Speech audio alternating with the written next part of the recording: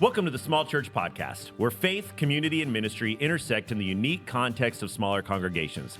I'm your host, Tony Marr, and I'm thrilled to be joined by two men who are convinced they're a little bit more talented than I am.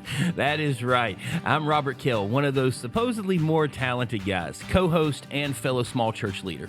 Together, we're here to explore the challenges, triumphs, and inspiring stories within the tight-knit communities that make up our smaller churches. And I'm Bruce Montgomery, the one here to bring even more to the table than these two and offer a unique perspective to our conversation. So whether you believe this talent hierarchy or not, you're in for a treat. If you're a pastor, a church member, or just curious about the world of leadership, you're in the right place. Each episode, we dive into topics that matter to you, from innovative ministry ideas to navigating the unique dynamics of a smaller congregation. So grab your cup of coffee, settle in, and let's journey together through the wonderful tapestry of small church life. This is the Small Church Podcast. Well, good morning, gentlemen. How are you guys doing today? Good. How are you? I'm doing great. Man, I've missed you guys. It's been a while. It has. You know, we were sitting here talking before we started recording, and let our audience know, if you're a listener out there, things are completely different today. We decided to take a chance, take a risk. It's a new year, a new thing, and so we left our tried and true studio, and we are recording in a brand new space, which is known as Mikasa. The risk is that we would get here, get set up, and the internet not work well enough to do this, and have to load up and go back to our other space and set up and be like 2 hours behind. That's true. The other risk is that I have animals, and I also have children that are upstairs asleep right now, and but it's 9 o'clock in the morning right now, and so they won't be up for another couple hours. They don't. They're in good shape. But the other big thing is that I do have these furry animals called dogs that I think we're in pretty good shape right now. The one that's the problem has kind of wandered out of the office here, and we made friends. You did. So eventually, she decided she needed to get out of the room and let me pet her, and we're good. Bruce, we have an empty chair here, and you're not sitting in it. Well, I've got two here in my office at the church, but I'm not sitting in them either. So, Bruce coming in hot in 2024. He's bringing all the heat. So I'm gonna give a little bit of a disclaimer here to our listeners. When we are recording this episode, it is a few days before it is going to air. So when we're recording right now, we have to have a little bit of a moment of silence for Robert, because where we're sitting right now, when this airs, the college football national championship game will be over. But as of right now, it is not over. It's 2 days Robert, past. For you, it is over. Yeah, it is. It is for me. And still Roll Tide. I'll still take our last 16 years over anybody else's, maybe in the history of football, outside of our run in the 70s with Bear Bryant. So 60s and 70s. I'll take those runs there over anything else. But it was a weird game, and Michigan's a great team. I don't keep up with things enough. I don't know. Did Harbaugh cheat? Did he not cheat? I don't know. Everybody cheats. It's who gets caught, who doesn't. And so I don't know. I thought we had poor play calling. We played really well from midway through the second quarter till about 6 minutes left in the fourth quarter, and then we went exactly back to what we did for the first quarter and a half. And I don't understand why that overtime fourth down play.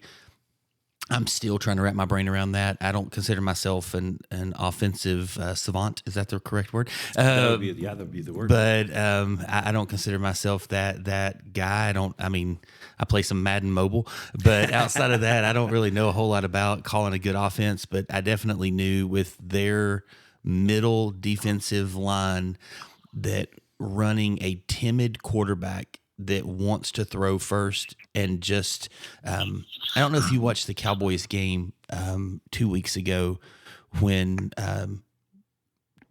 maybe it was this past week against the Lions, and Tony Pollard got right to the line and to the goal line, and they just kept saying, you've got to get behind your pads. It comes a point in time, you've got to get behind your pads, you've got to lower down, and you've got to run over somebody.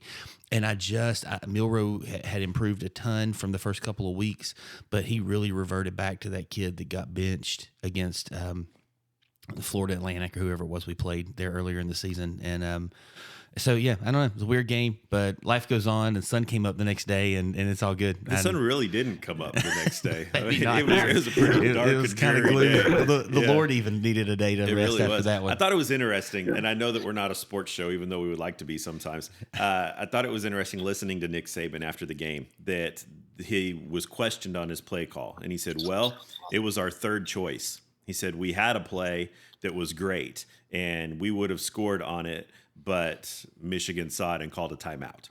He said, and so then we went to our second play that was lined up, and it wasn't going to work against the defensive set that Michigan had, so I called a timeout. He said, and so it was our third play. He said, and if we'd had a good snap, and if he'd have been patient, he panicked because of the bad snap. If he would have been patient and just followed his line up, I think we would have scored, but it was our third play call. It was our third choice of play, and we just didn't execute it well, which I think was kind of a great lesson in life, that sometimes things don't go the way that you plan, and what's your backup plan, and what's your backup to your backup plan? Is it just as strong as what you had originally hoped? Yeah, and I think part of that too, especially with sports, is you're banking on the fact, and especially with college, that 18 to 22-year-old young men are going to carry the poise and the patience and the collectiveness to do that. And I think that's what makes guys like Peyton Manning. Just there's others, and I don't know why. I guess living in Tennessee, even though I'm not a Tennessee fan, he's just one that pops to my mind. He's just such a cool character, and if it was the third play, he felt confident, like, I can run this one just as well as I could the first two. So yeah, I mean, it's definitely interesting. I love Nick. Was actually at a Passion Conference when we hired him. So we were in Atlanta at a Passion Conference, which I guess since we've so time stamped this thing, I guess people are driving there today. It's Should kicking be off driving today. And Yeah. so we I take it you're not going. I'm there. I'm there in spirit. But so it's been a while. It's been a good journey, good run, and we'll see what happens next year. Hopefully, get a better quarterback. We need a better offensive line. I think the quarterback could be okay. It's just, how does an Alabama center snap that many bad balls Over the whole game? Yeah, back The to whole back game. at one Yeah. point in time. It's just insane. So yeah. Anyway, it's all good. There's a lot of teams that weren't there. Yeah, my team wasn't there, but my team did have a really great showing. Miller Moss could be the real deal. Bruce, your Ohio State, or the Ohio State Buckeyes, didn't have such a great showing, did they? That's why you haven't heard anything from me. Oh, goodness. Yeah. Bruce, how have you been? How are you doing? I'm doing fine. I actually found myself rooting for Alabama the other night. I didn't know the Robert was such an Alabama fan, or I would have gone with the other way. Gone the other way. You only pulled for Alabama because you're an Ohio State fan, and pulling for Michigan is like pulling for Satan. I mean, you just cannot do it. I have people emailing me from my campus ministry days back in Ohio, wondering how I could root for Michigan, and I really wasn't. I was trying my best. I prayed about it. I asked God to help me, forgive me, and I still couldn't really pray for Michigan. So Alabama was my default choice. So if you're not a college football fan or not a sports fan at all, you've maybe completely tuned out of this. But if you have stuck with us this far, we do want to welcome you to the Small Church Podcast. We're glad that you're here. Hope that you've had a wonderful Christmas, a great New Year's, and that your 2024 is kicked off to a wonderful, rousing start. We are going to get things kicked off a little bit differently than we normally do today. Besides talking about sports, we are going to start off our segments, our discussion today, with something that we usually go towards the end of our show, and that is Pastor's Picks. And now, Pastor's Picks. What are we reading? What are we watching? What are we listening to? Does anyone really care? Probably not. But we will tell you anyways. All right, gentlemen. So it is the new year. It is 2024. I know for a lot of us with the things that we want to do this year, it's read more books, study more, be more intentional with our time. And so with that, Bruce, I'm going to start off with you. What have you been reading so far this year? I've been reading all the sporting reports for Ohio State. Have you and watched being depressed. anything that has? Are you watching any movies or TV that is really inspiring you or that you're loving? No, I was so depressed when they lost. I turned off all media and went and sat in a chair and cried. And that's the same chair that you're sitting in right now, right? Yeah, I actually had to come to the office just to be positive about something. Robert, how about you? Yeah, I've definitely, and I do pretty well with first of the year with book things. I'm trying to kick off something new this year, but I went downstairs about a week and a half ago and picked out like 8 books off the shelf, a couple that I'd bought that I haven't read and some that I've read before. And so last week I reread Simple Church by Tom and Eric, and reread that and getting ready to take my staff through that book. I've got a couple pretty new staff members and getting ready to walk back through that. And then this week I'm reading Pagan Christianity, George Barna, which is an older book, a little bit older, I don't know, 15 years. And then reading one by John Dawson called Taking Our Cities for God, and journeying through some stuff like that. So reading a lot of church leadership or church, kind of church model, church leadership type things right now. And then, I got a couple other rhythms I'm trying to get into. Would like to do a little bit of history reading, and then trying to turn my Fridays, which is my day off for the church and stuff, into like a fiction reading day. I hate reading fiction. And so for me, fiction will probably be stuff like Lewis and Tolkien and things like that, like their fiction stuff. Stephen James, shout out to our boy here in Northeast Tennessee. But read some things like that, and not so much. I'm not really going to dive into a lot of fiction, but yeah, that's where I'm at. It's been good so far. That's great. So how is that diving back into a book that's now probably 25 years old in Simple Church, book that we used a lot. 03, Bruce, 06, something like that. It's like 20. Yeah, at the beginning of Higher Ministries, we used that book a lot in our work with churches. It's really, it's funny because, what was it? There's one of the quotes where he says in 02, so maybe it was 2000. I don't know. It's been a long time. And he was like, there's more information that had been produced in 2002 or 2004 on the internet than there had in all history up to that point in time. And I'm going, man, I can't imagine what would be now. And I wonder if that's a day. I wonder if there's more in a day now than there was in that year, and how much content and stuff goes. The book really holds up as far as mindset and model. One of the things that I'm looking at in church, especially leading a small church of around 100 people, is what, like how busy people are. I'm seeing this huge trend of people basically coming to church 26 times a year because they've just got things going on. Sometimes it's work, sometimes it's vacation, sometimes it's travel ball or whatever. And so that book really holds up. There's a couple of spots you kind of go, okay.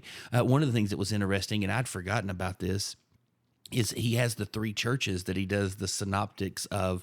One's kind of a smaller church, one's kind of a mid-sized church, and one's a larger church. And the larger church is North Point. And now sitting in the middle of all the controversy that North Point is, and maybe more Andy than North Point, but he is North Point as far as the way most people see it. I just wonder, like, would they have been the church that was chosen? Because they still run a really simple model, and I love a lot that they do there.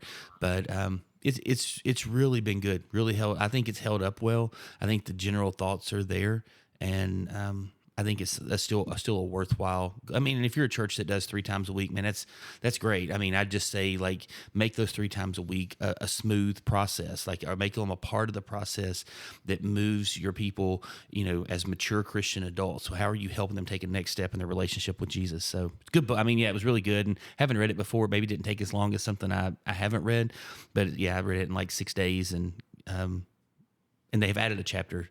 So I may have to buy it again, but because the ones I bought for my staff has a new chapter in it. So, interesting. Yeah. So kind of a 5 or 6 years into what they did, kind of where are we now type thing. So. That's great.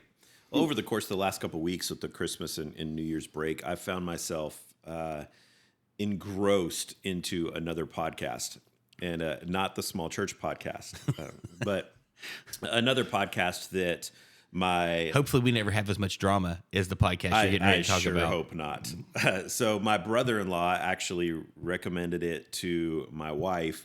My wife listened to the first couple episodes and said, Tony, you've got to listen to this. And so then I begrudgingly started it and then couldn't stop. Was finding excuses to be in the car to listen to it, and then coming in and coming into my office and just continuing on and really ruined my productivity into the start of the new year.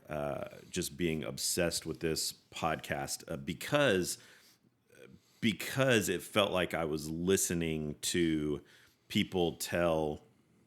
I saw myself so much in this. I'll just say that, both from the people that I knew and the experiences that I had. And the podcast is the podcast by Christianity Today, produced it and put it out, called The Rise and Fall of Mars Hill. And I'm sure that many of our listeners have tuned into this.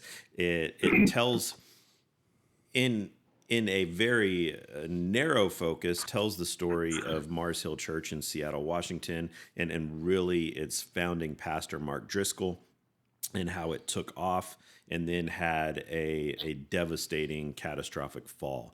But beyond that, they do a great job in the producing of the podcast, where they go beyond just Mars Hill and Mark Driscoll, and they take a look at a lot of the larger issues that are brought to light by that, and seeing how it wasn't just a Driscoll issue, it wasn't just a Mars Hill issue, but it really was a systemic issue throughout the church of the day, and even in some today. And through listening to this podcast, episode after episode, it just kept triggering things in me that I'm like, one, either I lived that, either we know people who lived that, or it's something that we're living right now. I think for a lot of our listeners, and so I took just tons and tons of notes of thinking this is something that I would love to dive into on our podcast with Robert and Bruce. And the first one of those that we're going to spend some time on today is young pastors, and what we saw in the late 90s, early 2000s, and even going back beyond that. The podcast dives into names, and we don't want to spend much time here today calling people out and discussing names, but it goes back to talking about Rick Warren and Bill Hybels, and even going way further back than that to the 70s and the start of really the Jesus movement, and some things that you had these young charismatic preachers who were planting churches, starting churches, or coming into churches and completely changing the way that things were done, the norm.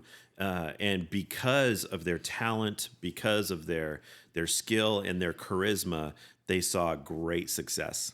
And new churches boomed overnight, and old churches caught new fire and experienced a resurgence unlike anything that they could have hoped for. But these young guys lacked the character and the maturity to handle the quick onrush of success that came with it.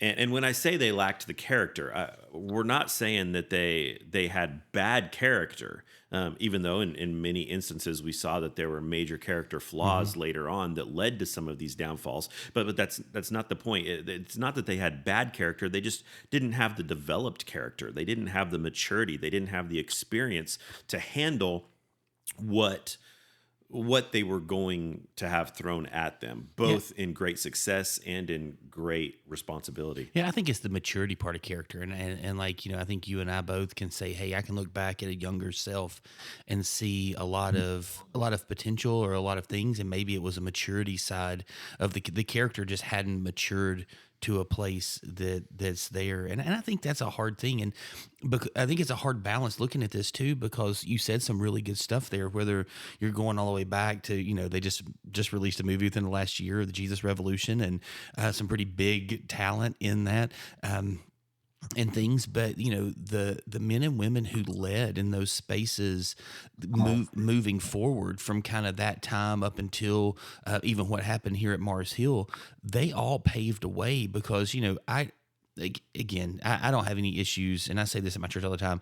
Man, if a place that wears a coat and tie is what fits you and how you grow best, knock yourself out. Just make sure that you love people well, you welcome people well, and you moving people through the discipleship process. But I mean, for me, it opened some doors to how ministry could happen and how we could sit with people differently. And so while the end result for some of these men, in this podcast, kind of ended poorly in a moment, it definitely paved the way and opened some doors for a lot of us to be able to do ministry very, very differently than what we had ever done it in the past. And call it a cautionary tale, call it whatever, it really opened some doors. But yeah, in fairness, I haven't listened to this entire podcast. And by the time we'd kind of landed on this topic, I didn't have enough time. It's pretty lengthy. It's 8 or 10 episodes. It's quite a bit longer than that. Yeah. Is it more than that? Yeah. And so, and none of them are really shorter than like 54, 57 minutes. So you're talking an hour times 10, 12, 15, whatever it is. And so I definitely didn't have that kind of time to invest. But what's really funny is whether it's Theology in the Raw or several other podcasts that I listen to, they have interviewed people from the podcast and talked about it. So I've heard some things and listened to some stuff, but I haven't actually listened to the actual interview other than maybe the first episode. I think about what I got through yesterday. Yeah, we could spend episodes and hours on dissecting on each episode of this podcast. What we really want to focus on today, that I think hopefully has some relevance and bearing for our listeners here on the Small Church Podcast, is the challenges that are faced by young pastors, how we can navigate the early years of ministry journey. There's a statistic, Bruce, that you and I have used for the last 15 years or so in our work with churches and in speaking to different ministry conferences and events, that studies show, and I haven't seen an updated statistic since like 2020. So post COVID, I haven't seen updated statistics, but up to 2020,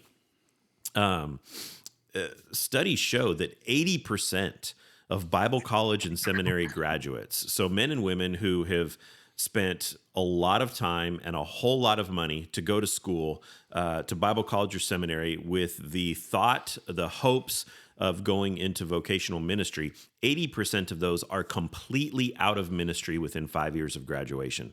The average lifespan, career lifespan of someone going into ministry is about 3.2 years.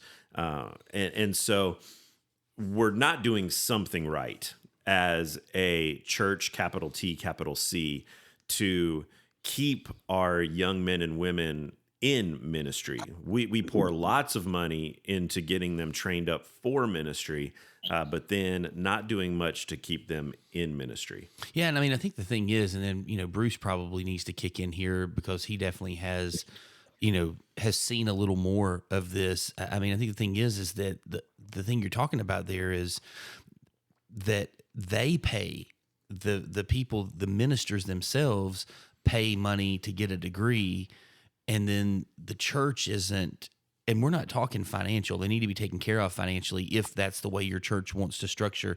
I know you and I talk about a lot of things what brought me to this podcast was the bivocational, co-vocational, full-time ministry conversation in that space and stuff. But the church, the individuals in the church, when God says, I'm building my church and it's coming through the people aren't rallying around.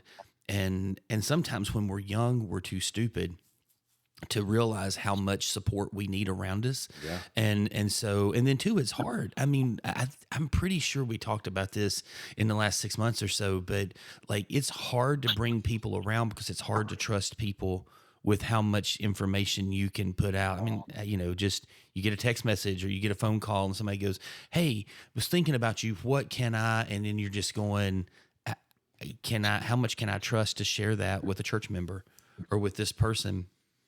And if I'm a little bit vulnerable, are they going to throw me under a bus down the road. And so, and when you're new in a church and it's hard, you can't, it takes time to build that trust. So I think people are just in a really, really, really hard spot trying to balance that. And I feel like you have to, you feel like you have to prove yourself. You know, when I graduated from Bible college, I got an incredible opportunity to go be a part of a church plant team about 9 months before the plant. And so I was in all the pre-launch phase stuff, one of the few full-time staff members, and then all up through our launch. And our first Sunday that we launched out of a middle school, we had 900 people. Our first Sunday. Our first year as a church, we did an unreal number of baptisms. I don't remember what it was off the top of my head. I want to say like 200-300 baptisms in our first year. And at the end of that first year, I want to say we were a church of like 1,200 people. I had no clue what I was doing. No clue what I was doing. And I can remember a very distinct conversation early on. It might have even been before we launched, before we'd even had our first service, that our lead pastor, I was not the lead pastor, I was the student ministries pastor for this church, but our lead pastor made a comment, and it might not have been our lead pastor, it might have been our associate pastor, made a comment to me that they needed me. One of the reasons that they hired me for this job is because of the leadership that they saw in me, and that they didn't have time with everything they had going on to hold my hand through all of this, that I needed to be able to take the ball and run with it. I had no clue what I was doing. I wasn't prepared. I wasn't equipped.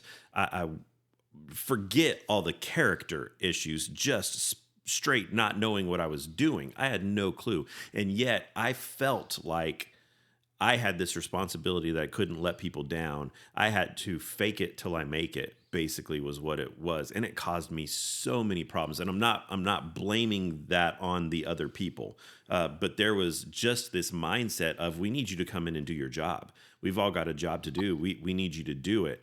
And I think that so often that's what happens with young men and women in ministry, that they have very little or no experience, and we expect them to come in and know what they're doing in areas that quite frankly, our Bible colleges and seminaries do a horrible job of training us in. You know, the practical side of ministry, how to prepare a church budget, how to handle disgruntled people, how to respond to a nasty email or a phone call, how to do your first, we can teach you how to do your first wedding or funeral in Bible college or seminary, but how do you counsel? How do you comfort a family who's just lost someone? They don't teach you that very well in a lot of our Bible colleges and seminaries. And so we get these young men and women into ministry that are just completely overwhelmed, completely bum rushed by all the responsibility that comes at them.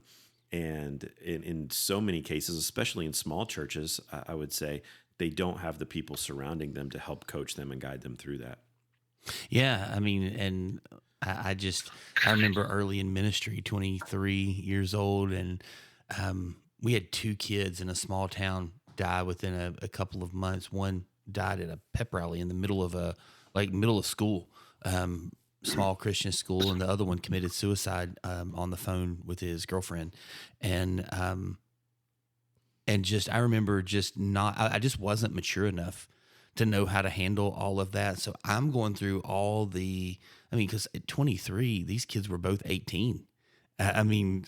We'd have played ball together at my school. Like as good of athlete as they were, they might have put me on the bench when they were 8th or 9th graders. Well, I'd have probably as a senior been sitting on the bench as they were 8th or 9th graders. And so the reality just kind of is like, these guys weren't that much younger than me, and then I'm trying to do ministry, and we had I remember one in particular. This kid had passed away. Like, we had student ministry events planned and things like that, and the kid didn't come to our church, but apparently they had some connections there, and so our pastor and all of us were really, really involved with the family, and doing some things, just kind of be a part, and I just didn't know. I'm here trying to do bigger and better, gave everybody a penny, sent them out and bring back the best thing you can bring, or here's a a big pen, go out and some dude brought back a guitar amp that night. I mean, but like, it was like, how do you, do you shut that down? How do you lead an event and sit with people who are mourning? How do you go get hype at McDonald's and then run to somebody's house who just lost their son? Yeah. I mean, it's these moments and these spaces. And then, were there kids inside of that group that were hurting that probably needed me to cancel that event? And there just has to be somebody in moments and times who's wiser than you, who has the power that can push you back. And so, Bruce, I don't know for you what your thoughts are with some of this, just with your experience and how you've led and seen, but man, I'd love to hear some insight there. I was writing notes as you all were doing this. My experience when I first went into ministry was I had a small church in Richmond, Indiana, and it was this traditional church. I was going to seminary full time and preaching full time, and I was willing to listen to what the leaders there said, and we did grow. But I had a passion for something else. I had a passion for campus ministry, and again, this is during that time that movie's about. And it took God, from the time I felt a calling to campus ministry to go into campus ministry. It took over a year, and I was having churches call me to do different things. They were calling me to do bus ministry. I had a master's degree in divinity. I wasn't going to do bus ministry. In fact, I didn't like bus ministry, but that's the church that kept calling me, and I finally gave up and wrote them and set up a time to go see them. But before I mailed the letter to them, I went to the post office on my way to the church building, and there was a letter from a person who named Daryl Fife, who talked about creating a campus ministry at Bowling Green State University. And the letter, the night before, I cried and said, God, I can relate. My God, why have you forsaken me? And you have. And before I got that letter mailed, I had a letter saying, are you still interested? And we didn't know what we were doing. Carol and I, we didn't have the established church found things to do things. So what we did was we relied on creating a congregation in the midst of a university campus. And we started with 5 students, and in 3 years we had 500, and we were kind of overwhelmed. And then I looked for ministers who were more mature than I, and there's 2 or 3 of them still who I would consider mentors that I would listen to and ask advice to. And I also asked advice of my students as we looked at things that we were creating something that, just like they were doing in the movie, we were creating something which is a hybrid of anything we'd ever seen before. And I was open to a lot of options. I went to people who had experience and listened to them and tried to put it there, and spent a lot of time praying, a lot of time wondering what's the next step. And we just kind of God took us on a great ride. And during that time, I was doing that for 11 years, and things had changed back in the culture. We were still having numbers, but we weren't yet. But I didn't think I was relevant, and moved into a different ministry in parachurch things, and seeing if that was where I belonged at that point in time. But you cannot go into ministry with an ego so big that you can't listen to other people. You have to be open to God speaking through others around you, through God, through events. God speaking to you through my wife. I have a great wife, a godly wife, speaking wisdom into my ears. And when I was bright enough to follow those kind of things, we found that we were having success and we were enjoying ministry. There's never, during those years, there wasn't hardly any time at all that I found that there wasn't joy in doing it. And yet we're still trying to figure out. Nobody had figured it all out yet. What goes on the campus? So we just decided to have a hybrid church. We turned our campus ministry into like a mini seminary. We brought people in who were good leaders, and actually invited all the area churches in to come in and hear them. So we kind of took it as our place to be the leader for churches that had not changed in years, and we had changed from day one, but we still were trying to be what God called us to be, and I didn't have any prep for that. I went to Bible college and went to 3 seminaries. I graduated from the seminaries. None of them could prepare me for what I encountered when I stepped on a university campus in the 70s. And so I still look back at that one of those fantastic times in my life, and a growing time for me and for Carol.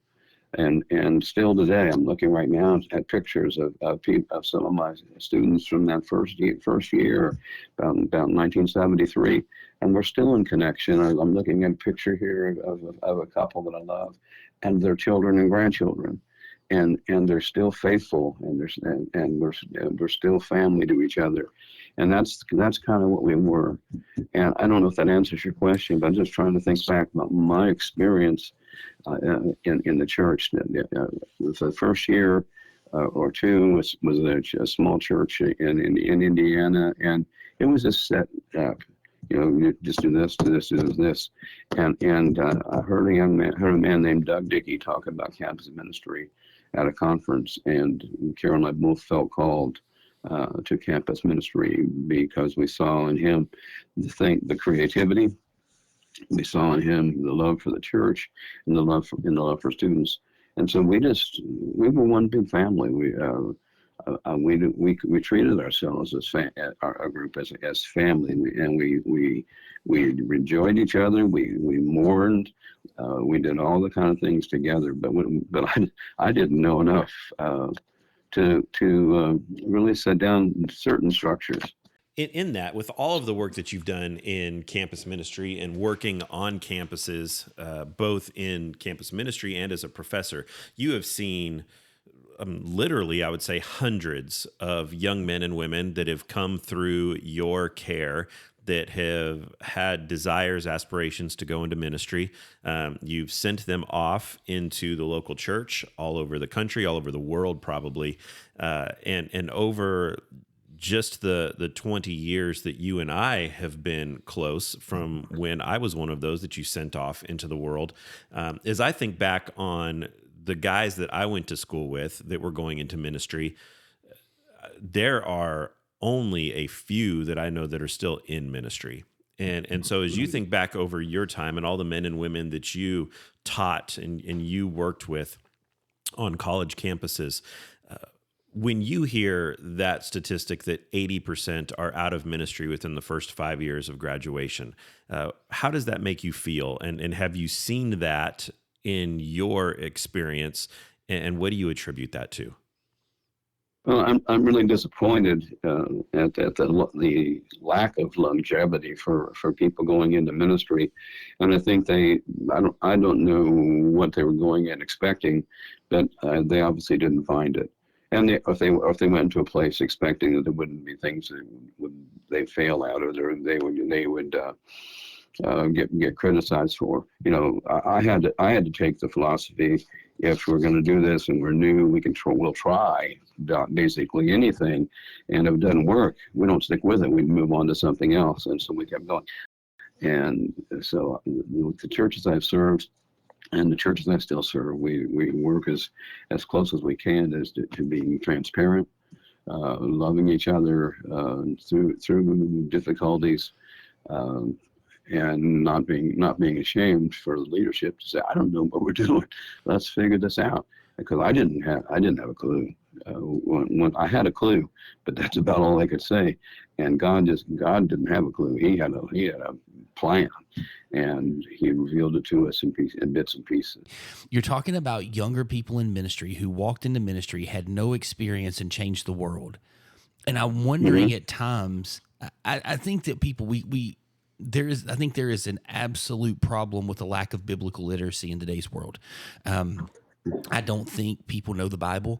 I don't think people, and the reality is this, is you can say, sorry, excuse me, you can say anything you want to about it, but you have to understand that we only know how to pray because we read the Bible and it tells us how to pray. And we only know what it means to do the disciplines. I love the way John Mark Comer says it, the practices that the scripture says, because we read the Bible and understand how to follow in those practices, how to follow in the way. And so I think there's maybe something that we've lost when Jesus walked along the way and said, "Follow me, and I'll make you fishers of men." And then the disciples came in, and Paul and stuff, and they're like, "Follow me as I follow the example of Christ." And we don't have enough people that are just following the example of Christ, that are bringing people along. And maybe we've tried to too over-educate people to get them to a place, and we've not journeyed alongside them. And we're like, if you can get enough smarts, then you can lead. But until you're smart enough, we can't. And the things we're talking about aren't educatable. That's bad English, but they aren't teachable, educatable topics and moments. These are walk along the path. And I could never say thanks enough to guys like Sean Kills, who walked alongside me, the first church I was hired at in Georgia. And I was like his assistant, like I was the middle school pastor for him at this huge church. And he met me like every week at a Hardee's, and we go through John Maxwell books and walk through leadership things and leadership ideas and what it means to be somebody that can navigate and do this for the long haul. And I just, early on, somebody who was willing to sit and buy you a book and sit down and eat breakfast with you and walk along the way. I think that's the thing that we're missing. And as we're as small church pastors, as we're putting our process together to lead our church, what's our discipleship process? What's our movement? How do we do this? Are we putting in that type of step? Or are we going, big church, I hope you find a small group. If you'll listen to me, I'm telling you, go impact the world. Go do your job. Or are we finding ways to walk alongside? Are we equipping people that are helping people move from a large group to a small group process, that in that small group we're sitting with and we're walking through and we're discipling, and then we're modeling that and we're sending people out to go change the world? I just wonder if we've messed up in how we've structured some things. I think so. I think expectations. Kids today go in ministry. Tony's talked about it a lot. They figure out we'll go a year and study and learn something, in ministry. Then we're going to get a mega church and we'll be the lead pastor and we're going to beat the world. They don't understand what they don't know, and they don't really depend on God or the Spirit, I think, as much as their talents. Well, I did that with Bruce with one of my kids last night. I walked into his room kind of later in the evening, and there was just something, and it's more of a personal thing. I think everything's spiritual. I think everything is wraps around our relationship with Jesus, but this wasn't necessarily some big spiritual thing. But I went into his room and I literally said, "Hey, I'm not trying to overstep." He's older. He's an adult. I'm more of in a coaching role now than I am in a kind of controlling mode of a parent. When they're young, we have to control everything to help them understand the rules. And I literally said what you just said. I was like, "Hey, I'm not trying to overstep, but you don't know what you don't know till you realize you don't know it. And if the topic we're talking about matters to you, my opinion, as somebody who's navigated this before, is here's 2 decisions that you need to decide between how you want to make those." And he actually said, "Hey, I've already made this decision." I was like, "I'm proud of you. Good job." And so but Tony and I were talking right before we came on air. He and I, when I was driving him to middle school, we had this ongoing man talk. And a lot of people would think, oh, that's just about dating and stuff, but it wasn't. It was just about being a man and what it means to grow up and be a man who loves God with the heart, soul, mind, and strength, and neighbors themselves. And I think that's the space, though, is who do we have in our life? One, are we even doing that for our kids? I was, Melissa and I were talking this morning, and I was just telling her I'm so thankful for the fact that we're navigating through some stuff and some different struggles that we're seeing in our life, and it was some people that we're around, and we're going, man, how do we pray for them? What could Satan be doing? What could be the active force that's working against this? And how do we pray against that? How do we step in? How do we walk alongside? And I just told her, I said, I'm so thankful that you're someone that I can sit and tell these things to, that you don't roll your eyes, you don't huff, and you don't send me out the door trying to figure out how to do ministry and to serve people and care for people on my own. That I get to do this with somebody who has the same heart and purpose. Now, for me, and Tony, I know you're in the same boat, and I believe, Bruce, I haven't met your lovely bride, but I have a feeling you're in the same boat as well because the way you talk about Carol.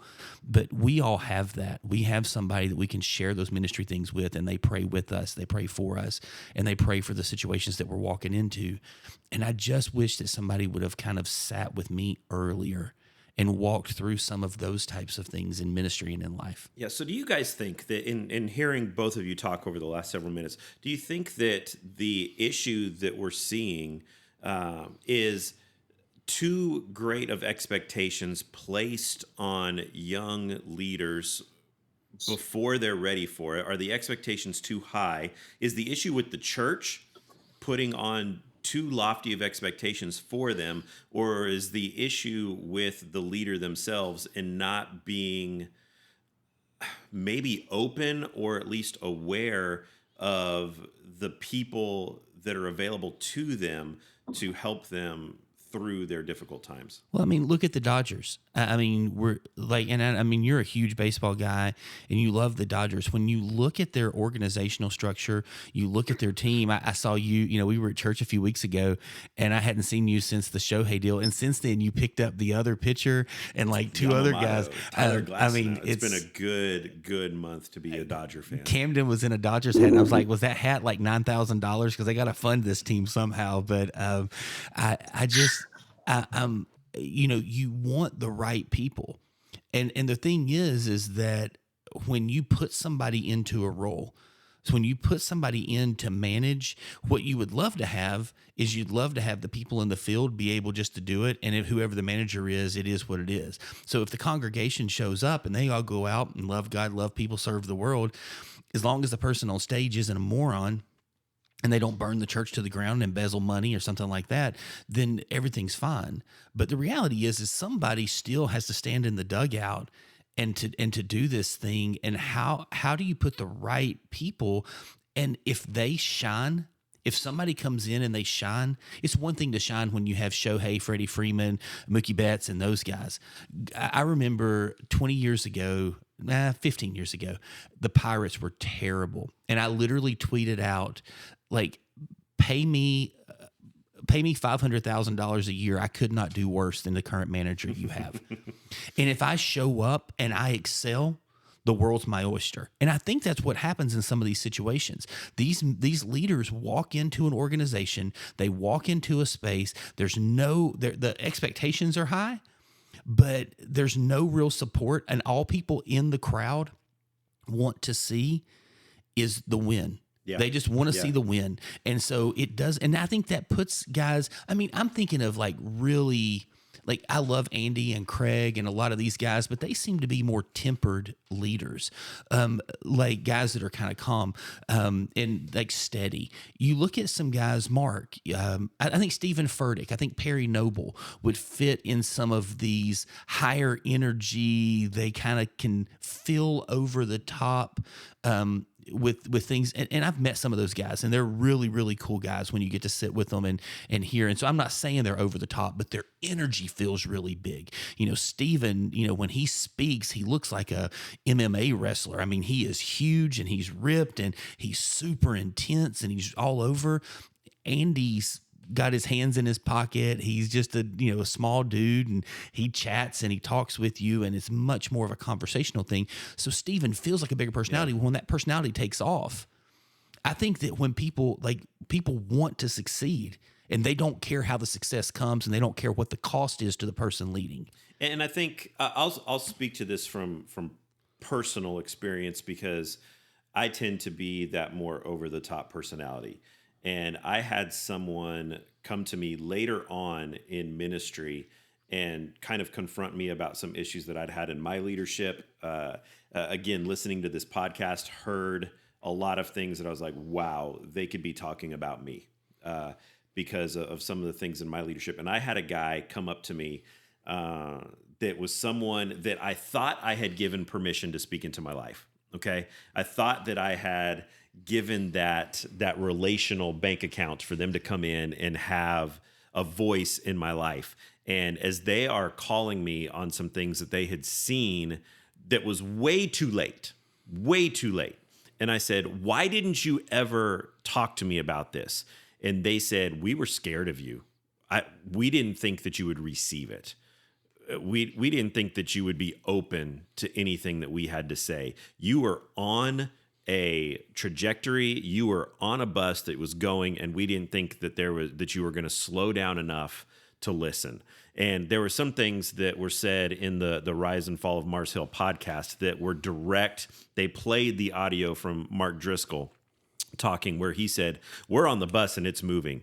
And if you don't want to be on the bus, we'll throw you off the bus. If you get in the way of the bus, we're going to run you over. And he said, in fact, you look behind the bus of Mars Hill right now, and there's a pile of dead bodies that we've just run over. And by the grace of God, hopefully that pile will turn into a mountain. And I'm just listening there to that and triggering back to that conversation of that guy saying, me pleading with him, why didn't you talk to me? We could have saved a lot of hurt, a lot of heartache, a lot of pain if you'd have had this conversation with me 2 years ago. And he said, we were scared of you, and I didn't think that you would be receptive to what we had to say. But, I've looked at you, and this has been recent. I mean, within the last 2 or 3 weeks, we were going through some stuff, some things personally, leadership-wise, that I'm praying through and working on and stuff like that. And I've said, hey, I don't know if you need it, but if you do, you have permission to speak into my life on this. And you laughed in an email about 4 hours later and said, okay, you asked for it, here it goes. And you sent those things through. And the struggle is that it takes a boldness and a character. It was not the person's responsibility that said they were scared of you to be scared of you. It was their responsibility to be I'm using the word responsibility too much. I feel like Ted Lasso when you get using the word too many times. It was their responsibility to come to you and say what needed to be said. And it's not their responsibility how you respond. And that's the thing. I sat with somebody yesterday and they're just like, I've got this person in my life and I want to sit with them and I'm just trying to figure out how to carry them to Jesus. I said, not your job. And he's like, well, and I said, your job, plant the seed, polish waters. Only God can make it grow. Only God can change a heart. Only God. And so my heart requires me to be sensitive to the Holy Spirit. That person's heart requires them to be sensitive to the call of God, to accept him as Savior, or to stop this harmful act, this bad idea, this horrible thing, or to move in obedience towards what needs to be done. And that's the thing that's so hard is this is literally one of the conversations Melissa and I were having this morning. Is how do we step in? We're praying through what do we see circling around this thing? What could be the cogs in the wheel? And how do we go to the leadership and say, there's something that's not right? Something's wrong. We have to look at what's happening here and see that. And it's not my church, by the way. It's something totally disconnected from my church. Nobody would guess it in a million years. I mean, I'm a part of so much, you would never know. But it's still a big deal. And we need to go sit down with the leadership. And we were praying this morning, God, help. What do you want us to see? How do you want us to respond? Yeah, I want to push back on a couple of things that you just said a little bit there, Robert. That first off, I think that you are speaking from a 48, 49. 48. Don't put me 49. I just turned 48. 48-year-old.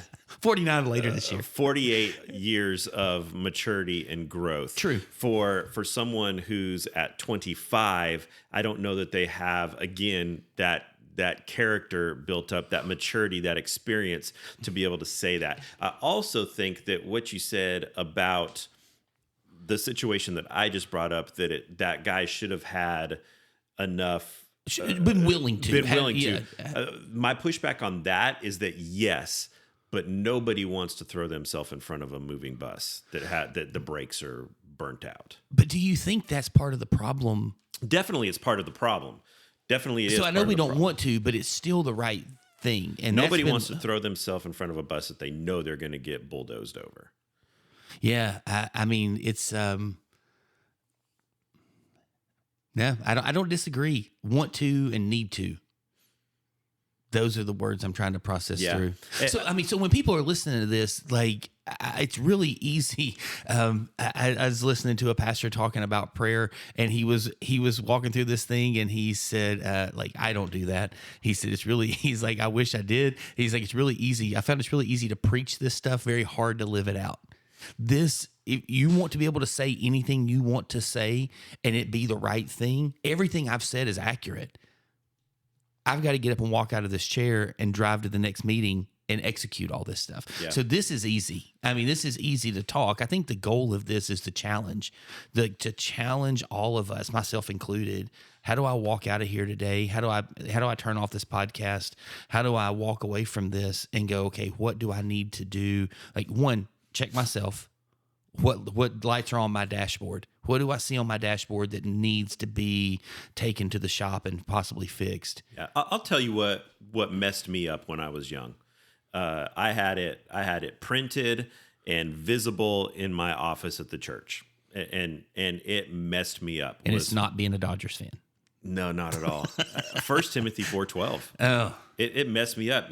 Don't let anyone look down on you because you are young, but set an example. Set an example for others. And so I thought, God has put me in this position. I'm young.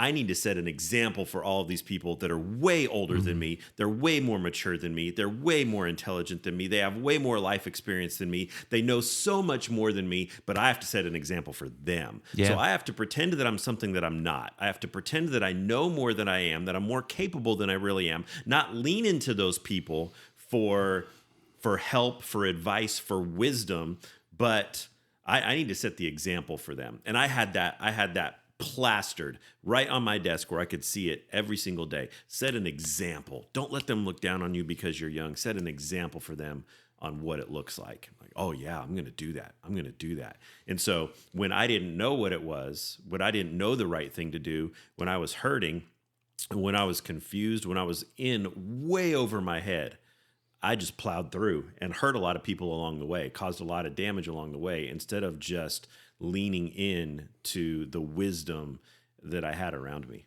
no, that's a really good point. And I don't, yeah, I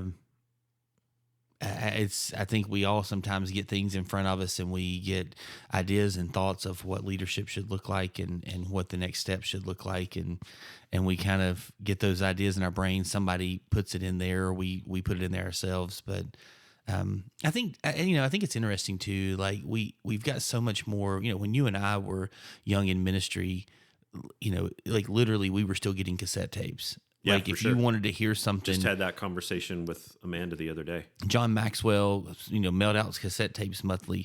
You could subscribe to Charles Stanley or Adrian Rogers or some of those guys in ministry, and they would mail you their cassettes. And then it moved to CDs in the mid-late 90s and stuff like that. No. I subscribed to the other Mars Hill in Michigan, Rob Bell's, when he was first launching And that Mars was in Hill about the same time. That was late 90s, 90s, early 2000s. And then CDs started coming out more because it's expensive to print CDs. Yeah. And then early 2000s, maybe 2010, 2010, it kind of got to that point. And now though, we can listen to everybody through podcasts. Nobody mails out anything anymore. And you can listen to stuff. And so I think we have this ability to kind of grab some ideas and thoughts in that space. But no, this is a great conversation. It is, and we didn't get anywhere close to as far as I wanted to get with it. But one thing that I do want to touch on really quick, because I feel like we've thrown out a lot of problems and not a lot of solutions. So with the last little bit of time that we had left, and we had some headline news that we were going to get to, we had some signs that we were going to get to. But one thing that I want to touch on really quick is, if you're listening to this show right now and you either are a more experienced pastor who maybe has the opportunity to be a part of a young pastor's life, or you are a young pastor sitting here listening to this show, what are things that these guys can do in either or situation to not be a statistic, to help a young pastor to grow along, to come along in their life and in their ministry? And if you are a young pastor, what are some of the things that you should be doing proactively to ensure that you're going to have a long, fruitful ministry? Yeah, I mean, and I don't know, Bruce has probably done this more than I have. He could probably wrap this home. One, I think inside of your church, I think we have to understand that we aren't going to live forever. And inside of our space, looking around and people that we see, that might have some potential, people that have a calling, people who say they want to go into ministry, spend some time, sit with them, start to walk through. And I think, you can always look around the community and who are young pastors, especially, if you're somebody, my age that's old and done this for a while and things. And there's people in the community, younger pastors in that 20 something. And when I say sit with them, I don't mean come in and say, hey, let me tell you and just start with this. Here's the list of all the things you're going to struggle with, and here's how it's going to happen, and here's what you have to do. I think it's just kind of sit down and tell me your story. Tell me what you're doing. Tell me how you do this, and ask some questions and lead in, and just spend time. And as you see things and hear things, I think there can be moments where you speak into that and you share some thoughts and ideas. But I think sometimes they just need somebody around them that they feel comfortable, that they can come to when things get a little bit tough. I remember calling a guy one day, and I didn't take his advice, and I maybe should have. I had this one dad that as a young youth pastor, and this dad was just going nuts. And this guy could have thrown me through 7 brick walls. I mean, he was a monster human. And my buddy told me, he said, next time he comes in your office, and you say, hey, can you hold on 1 second? He said, do you have a kitchen close by? And I said, yeah. He said, you need to walk down, you need to get a bucket, fill it with water, and come down and wash his feet. And I was like, there's no way I'm doing that. And I wasn't trying to be mean. I was 23, 24 years old. I didn't understand what that would do. I mean, this big burly dude that could, rip trees straight out of the ground, kind of guy. And I'm just going, that doesn't make any sense to me at all. And there's things where I wish I would have listened more, but all they could do is speak into my life and share those things. But yeah, I think we can sit and listen. And when somebody has a hard time, and they're sitting up against something, and they've got a church member, a deacon, just something in their community that's giving them a hard time, that I think that they are going to look for somebody to come to. And if you've built a relationship, even once every other month, a couple of text messages every now and then, I think it opens a space. So, Bruce, you have anything to add? Bruce just laughed at us. Bruce's people are laughing. I think maybe we lost Bruce.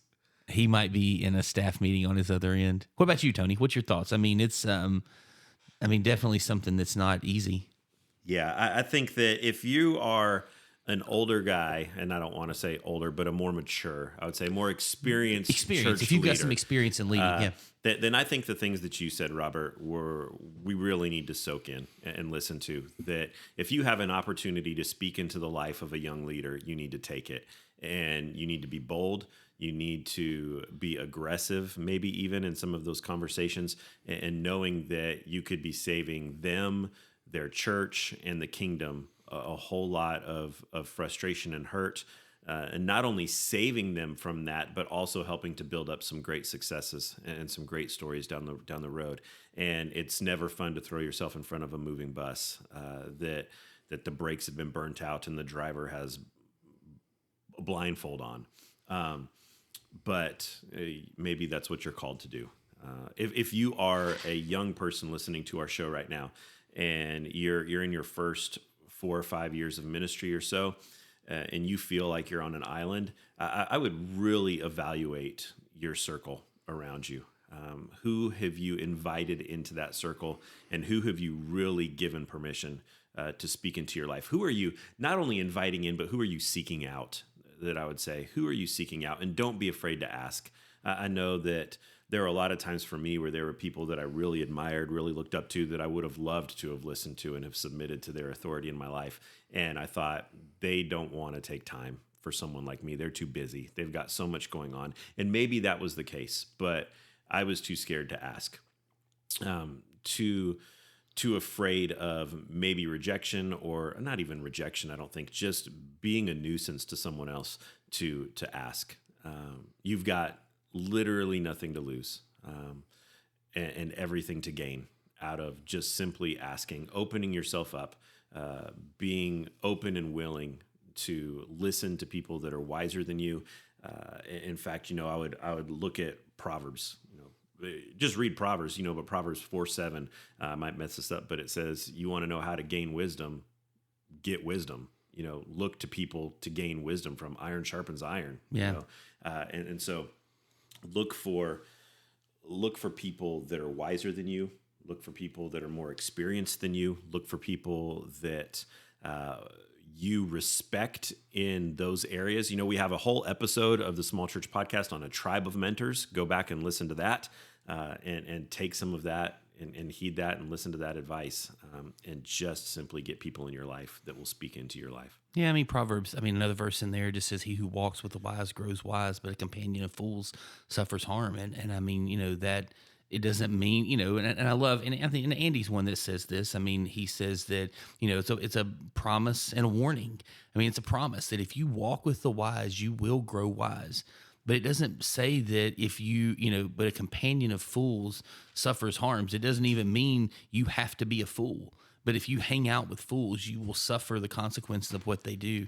I know sometimes it can feel like a person, but like the Holy Spirit will speak. And if you're around a leader and you're going, this doesn't feel like the right person for me, this doesn't feel like this in this season, this is the best situation, it's okay to distance yourself in that space and in that time, and just kind of sit with the people that you feel like God are doing and working in that space to let you grow, to walk with wise, so that you can make the best choices. Yeah, and I think that something you said that's spot on that. And if you do a self-evaluation and you look around and you're out walking by yourself, you're not walking with anyone, then you're walking with a fool, and it's yourself. Yeah.